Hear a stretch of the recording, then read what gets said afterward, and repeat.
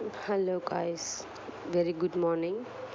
இன்றைக்கி என்ன வீடியோன்னு பார்த்தீங்கன்னா, கண்ணாடி வலியில் பற்றின ஒரு அவேர்னஸ் தாங்க. நேற்று என் ஹஸ்பண்டுக்கும் எனக்கு ஒரு சின்ன தகராறில் என் ஹஸ்பண்ட் என் கையை இந்த வலையில் பிடிச்சி நோக்கிட்டாரு.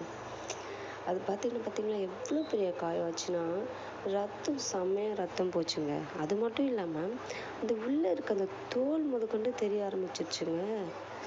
அந்த அளவுக்கு பெயின், அந்த அளவுக்கு காயம். அது பக்கத்தில் இல்லாமல் ஒரு சின்னதாக கோடு போட்ட மாதிரி காயம். இப்படி கையே ஒரு தீபாவளி, அதுவுமா ஒரு ரணகலமான தீபாவளியாக இருக்குது எனக்கு.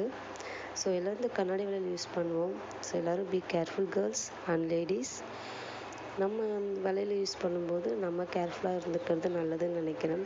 சில டைமுக்கு சில பேருக்கு நரம்புலாம் கட்டாயிருக்கு. எனக்கெல்லாம் பார்த்திங்கன்னா நரம்பே கட்டாயிருக்குங்க ஒரு சில டைம் கண்ணாடி வளையல்.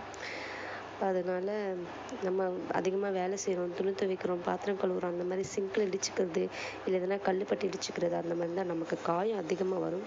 ஸோ முடிஞ்ச வரைக்கும் கண்ணாடி வளையல் பத்திரமா ஹேண்டில் பண்ணுங்கள். தேங்க்யூ ஃப்ரெண்ட்ஸ், பாய்.